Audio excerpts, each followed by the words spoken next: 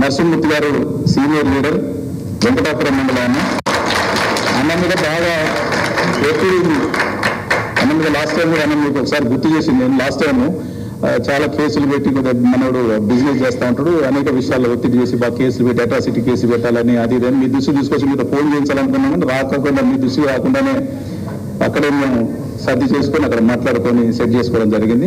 వాళ్ళు చాలా strong person, వాళ్ళు అట్లాంటి వాళ్ళు మనం కాపాడుకోవాల్సినటువంటి అవసరం లేదు. ఎందుకంటే అక్కడ అన్ని రకాల పార్టీకి అన్ని రకాలుగా ఒక ఆర్గనైజేషన్ కాకుండా ఆర్థికంగా కూడా గట్టి భరోసా ఇచ్చేటువంటి వ్యక్తులు. ఇటువంటి వాళ్ళని తప్పకుండా నరసింహమూర్తి మీరేమో వరి కాదు. ఆ రోజు కూడా మీకు చెప్పిన అత్యవసరం అనుకుంటే రామన్న దగ్గర పోయి ఎట్టి పరిస్థితులు ఎస్పీ గారితో మాట్లాడిస్తామని చెప్పినాం. తప్పకుండా మీరేం వరి కావద్దని చెప్పి తెలియజేసుకుంటూ పార్టీ విషయాల్ని ప్రసంగించవలసిన కోరుతాం. ఈ శుభ సమయంలో కేటీఆర్ గారు లాంటి ఒక యంగ్ లీడర్ని కలవటం నాకు చాలా సంతోషంగా ఉంది. దాంతోపాటు మన వేదిక మీద వినయ్ భాస్కర్ గారు, తక్కిలపల్లి రాజేంద్రరావు గారు, అట్లే కాంతారావు గారు, ఇంకా పెద్దలందరూ, మీ అందరూ చెప్పేది ఏంటంటే నాకంటే చిన్నవాళ్ళు కేటీఆర్ గారు, కానీ అన్నాన్ని పిలవాలి తప్పదు.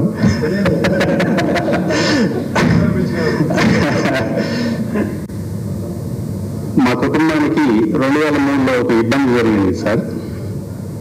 నేను 30 సంవత్సరాల నుంచి రాజకీయ జీవితంలో ఉన్నా. ఆ రోజు నుంచి ఈ రోజు వరకు నా సొంత డబ్బులతో నేను ఏ పార్టీలో ఉన్నా కూడా పార్టీకి నిబద్ధతగా కలిగి పనిచేసుకుంటూ ఉంటాం. ఆ రోజు కేసీఆర్ గారు నన్ను గుర్తించి 2019 ఎన్నికల్లో అక్కడ అసెంబ్లీని ఓడించడానికి బీఆర్ఎస్ పార్టీ అభ్యర్థిని నేను కృషి చేసిన మాట వాస్తవం. కానీ కేసీఆర్ గారు నన్ను గుర్తించి మా గురువు గారు అయిన ఎర్రబెల్లి దయాకర్రావు గారిని హెలికాప్టర్ ఇచ్చి పంపించి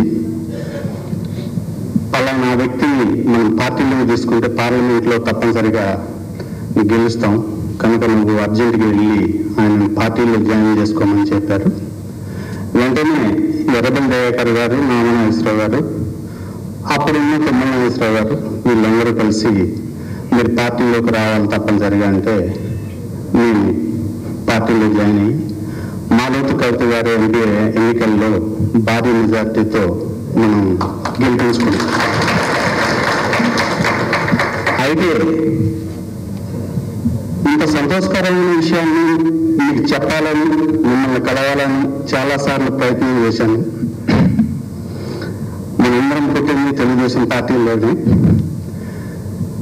కానీ మా కుటుంబానికి జరిగిన నష్టాన్ని ఒక కేసీఆర్ గారే తీర్చగలిగారు. ఆ రోజు మా తెలుగుదేశం పార్టీ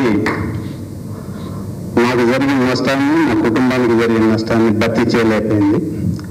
అందుకే ఈ రోజు వరకు నాకు పోయిన ఎన్నికల్లో కూడా భద్రాచలం అసెంబ్లీని గెలిపించడం కోసం 50 లక్షలు పెట్టి ఒక స్థలాన్ని కొని జిల్లాలో ఉండే విధంగా ఒక పార్టీ కార్యాలయాన్ని కట్టి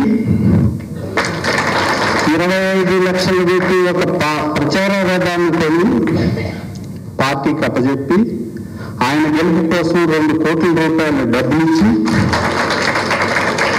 10కి 10 అసెంబ్లీ స్థానాలు గేటు దాటనీయను అన్న వ్యక్తిని ఛాలెంజ్ చేసిన శ్రీనివాసరెడ్డి గారిని భద్రాచలం అసెంబ్లీని గెలిపించేదానికి నాకు సహకరించిన రాంప్రసాద్ గారు, మాన రామకృష్ణ గారు, ఇక్కడున్న ఈ మండల అందరి ప్రజల సహకారంతో తెలంగాణరావు గారిని భారీ మెజార్టీతో గెలిపించాను సార్. కానీ దురదృష్టం కొద్ది రోజులకే ఆయన పార్టీ వదిలి వెళ్ళిపోయారు. కానీ ఇదే పార్టీలో నా ప్రాణం ఉన్నంత వరకు, నాతో నా ప్రాణం ఉన్నంత వరకు కేసీఆర్ గారితోనే ఉండాలి అనే సదుద్దేశంతో ఉంటే నేను 2000 ఎకరాలు మేజు వ్యవసాయం చేపిస్తాను సార్. దాని మీద కాంగ్రెస్ పార్టీ వాళ్ళు ఈయన ఇలా చేస్తున్నాడు కదా అని పెట్టని కేసులు లేదు సార్. 2.5 కోట్ల రూపాయలు నష్టపరిచారు నన్ను. అయినా సరే కాంతారావు గారు ఎప్పటికప్పుడు నాకు సపోర్ట్ చేసుకుంటూ, ఇటు అందరూ మా పార్టీ నాయకులు అందరూ సపోర్ట్ చేసుకుంటూ, అదే భరోసాతో ఈ రోజు వరకు ఓపికతో ఇలాగే ఉంటున్నాం సార్. నేను చెప్పేది ఏంటంటే, తప్పనిసరిగా భద్రాచలం మళ్ళీ వస్తే నా యావదాస్తిని అమ్మి అయినా సరే తప్పనిసరిగా అక్కడ మీరు ఎవరికి టికెట్ ఇచ్చినా సరే నేను అన్ని పనులు వదులుకునైనా ఆ ఎమ్మెల్యేని గెలిపించడానికి ఎక్కడా కూడా వెనకాడమని మీకు మాట ఇస్తున్నా. దాంతోపాటు ఆ రోజు నారా లోకేష్ గారు రెడ్ బుక్ ఎలా అయితే పెట్టారో, నాకు మాత్రం నా జీవితంలో ఇంకొక ఆశయం ఉంది సార్. అది మీ ద్వారా జరగాలి. పింక్ బుక్ మాత్రం కంపల్సరీ పెట్టాలి. మనం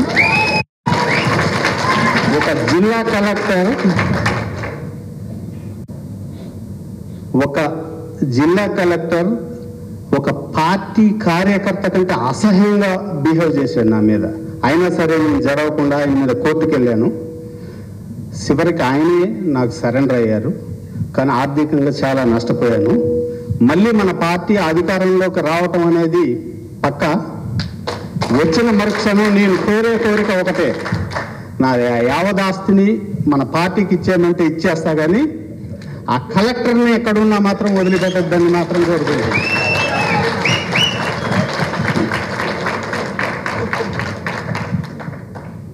ఇదొక్క విషయంలో మాత్రం మీరు నాకు తప్పనిసరిగా హామీ ఇవ్వాలి. అలాగే ఇంత బాధతో చెప్తానంటే నన్ను ఎంత టార్చర్ చేశారో మీరు అర్థం చేసుకోండి. మన కేసీఆర్ గారు మీటింగ్ పెడితే, అన్న కాంతారావు అన్న, వద్దిరాజు రవిచంద్ర గారు మరి భోజనాలు ఎక్కడ ప్లాన్ చేద్దామంటే, అన్న మీరు ఎక్కడైనా ప్లాన్ చేయండి, 3 నియోజకవర్గాలకు అయ్యే ఖర్చు మొత్తం నేనే పెడతాను అని చెప్పి ములుగులోనే పిఎస్ఆర్ గార్డెన్లో భోజనాలు అరేంజ్ చేసి 600 కార్లతో మన వరంగల్ మీటింగ్కి రావడం జరిగింది. ఇదంతా ఎందుకు చెప్తానంటే, పార్టీ అంటే ఏంటంటే ఆస్తులు సంపాదించటం కాదు, ఒక ఆదర్శమైన ఆలోచనతో మనం అందరం పనిచేయాలి తప్పనిసరిగా. కనుక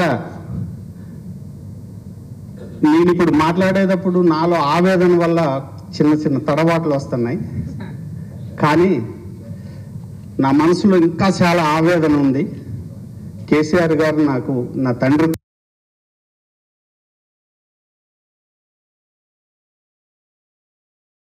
సంపాదన మొత్తం పార్టీకి దారాదత్తం చేయడానికి కూడా వెనకాడనని, కనుక నాలాంటి కార్యకర్తల్ని మీరు కడుపులో పెట్టుకుని చూడాలని మిమ్మల్ని కోరుతున్నాను సార్.